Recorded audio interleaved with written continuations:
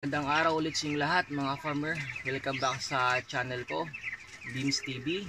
So ngayong araw mga farmer ay pag-uusapan natin kung ano nga ba ang vitamins na binibigay ko sa aking alagang mga manok o 45 days o broiler po. Yan. So ito lang mga farmer yung binibigay kong vitamins sa kanila. Ipapakita ko din sa inyo mga farmer kung paano nga ba maglagay ng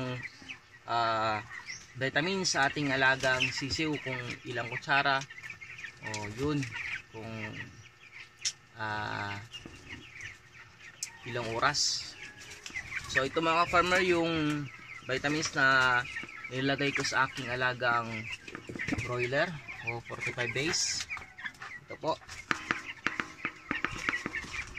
So yun lang mga farmer, dextrose powder po yung ating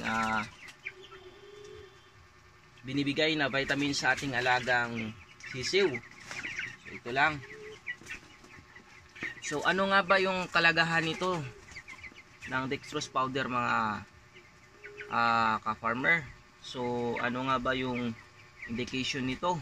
Ano yung makukuhang benefits ng ating mga alagang sisiw? So bago yan mga ka-farmer ay maglalagay muna tayo ng vitamins sa tubig natin. Yan, meron tayong tubig dyan mga ka-farmer. So, yan, okay, sa ating waterer. So lalagay tayo mga ka-farmer. I-share ko din sa inyo kung paano nga ba, kung ilang kutsara yung ilalagay dito sa tubig. So ito na ka-farmer, simulan natin maglagay.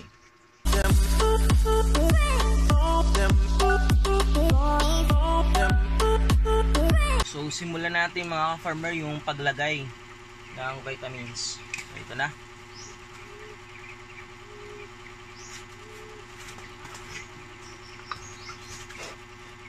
So ito pala yung laman ng dextrose powder mga ka-farmer. Yan, puti po yan yung laman ng dextrose powder natin. Puti po. Yan.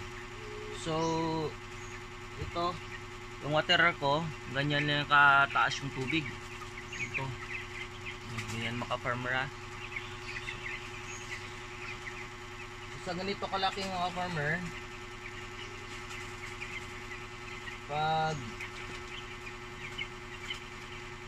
pag unang araw po, pag unang araw yung pagdating ng sisiw natin, yung ganito kalaki ay isang kutsara po ilalagay natin. Isang kutsara po yan. Tapos kada araw magbabawas lang po tayo ng kunti lang everyday.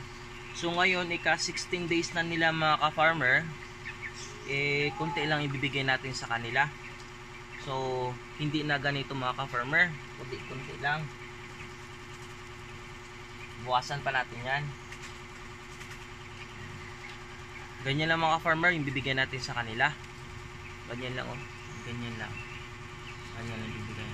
So mga 1/4 sa kutsara or sobra 1/4. Ganun.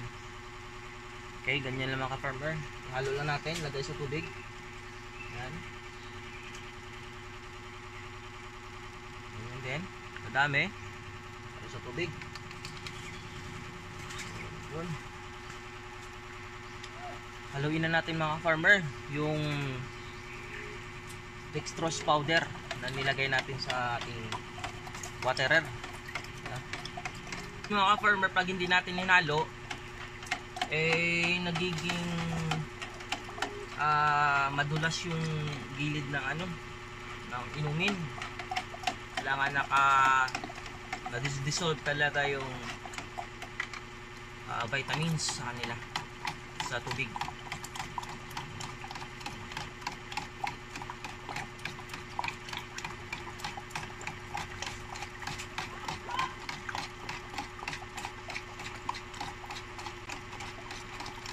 Yun. Ilagay na natin mga farmer.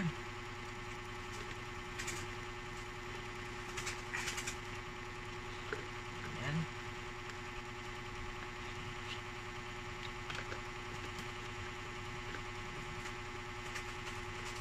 Ibigay na natin sa kanila.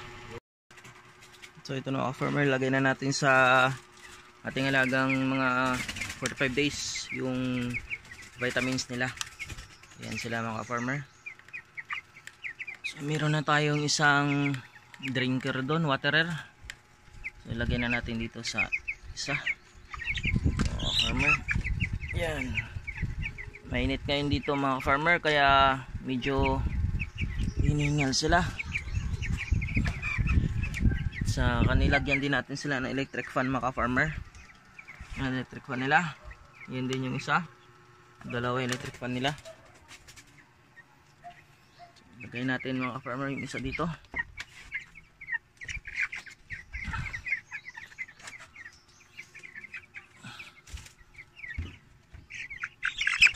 Excuse mo na. Excuse. Yun. So dito natin lagay.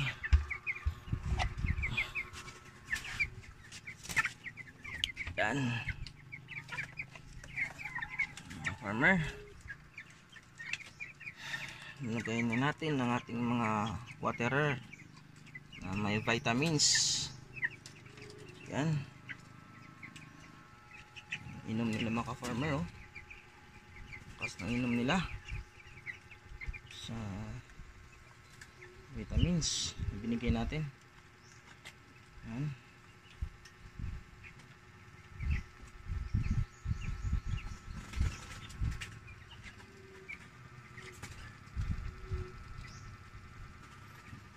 So ito yung buhatin natin ng ka-farmer. Ito ha. Yan, tingnan nyo mga ka-farmer. Yan, nabigat na din sila mga ka-farmer. Yan yung ano nila. Yan. Yun. Yan. So ito na mga ka-farmer. Ano nga ba yung makukuhang vitamins dito ng ating alaga ang broiler sa dextrose powder? So ito na mga farmer, yung dextrose powder na sinasabi ko sa inyo na pinapainom ko sa ating alagang broiler 45 days. So yan, dextrose powder. So mababasa nyo yun mga ka-farmer. Dextrose powder, water soluble powder, dehydrating agent, nutrient replenisher. Yun. So Dextrovet. Yan. Yan mga farmer. Ayan, yan. So ano nga ba? So sa ginagamit to sa poultry, mga farmer, yun, no. Titingnan natin, nabasa natin diyan. Fighting cocks, racing pigeons. Yan. Broiler, layer, breeder, chicks, turkeys, ducks, quail, ostrich, and cage birds. Yun. Livestock, horses, carabaos, cattle, swine, sheep, goats. So yun. Nakita naman din natin dito mga ka-farmer sa picture nila. So yun, kahit di natin mabasa, di natin basahin doon. Alam na natin na kabilang dito sa mga animals yung inaano nating inaalagaan at pwede silang painumin. So ano nga ba ito yung makukuha nila dito mga ka-farmer? So yun, indication, basahin natin mga ka-farmer. So yun, dextrose or glucose is a carbohydrate and valuable source of energy, rapidly and easily absorbed. So yun, energy rapidly, source of energy talaga to mga ka-farmer. Pag binigay talaga natin to sa ating alagang mga sisiw, ay magkakaroon sila ng energy kasi nga dextrose powder. So yun, ito, it stimulates healthy appetite and sustain adequate water intake. So stimulate healthy appetite. So maganda yung pagkakain nila mga ka-farmer. Pagkaan nila, ganaganaan sila. Ito pa. So it is indicated for active animals in building stamina and vigor before and after strenuous activities. O yun. So, meron silang mga active stamina mga ka-farmer. Magkaroon silang active stamina. Yun, di ba? Kahit marami silang gagawin, yung activity nila, yung naglalakad-lakad sila, yung magkaroon sila ng stamina. Yun, di sila madaling mapagod. So, yun. It completes treatment and management of deviated animals in case of dehydration. Dehydration mga kapatid. So, diba?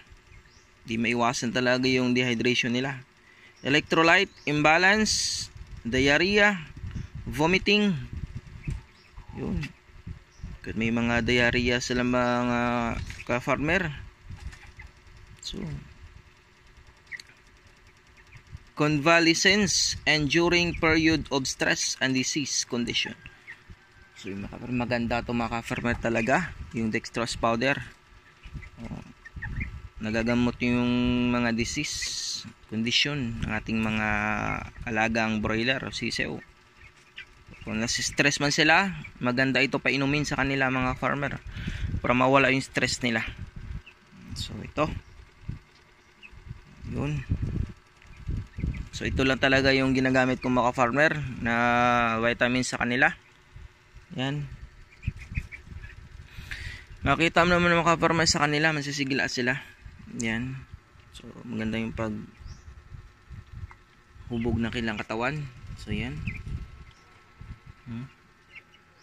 Yun mga farmer. So yun, sa muli mga farmer, yan, no? Dextrose powder. Kung screenshot nyo ng mga farmer, basahin nyo ito ulit, screenshot yung mga farmer, basahin nyo ulit kung ano indication yan. Yan mga farmer, yun. Tingnan nyo mga farmer sa taas yung formulation mga farmer ha. Each gram contains dextrose monohydrate 99.9%. Yun mga farmer. Na-share ko na sa inyo mga farmer kung ano yung indication nito ha. Kung gusto nyong bumili mga farmer ng dextrose, ay mabibili nyo ito sa Shopee para makamura kayo mga farmer. 1 kilo yan. 1 kilo yung binilihan natin. So yun mga farmer, tubig, tinam nyo naman yan. So yun mga ka-farmer, maraming salamat sa inyong lahat sa panonood ng channel ko. Kung nag-enjoy kayo mga farmer, paki-like lang, subscribe sa channel ko. At maraming salamat sa inyong lahat. God bless us all. So happy farming mga ka-farmer.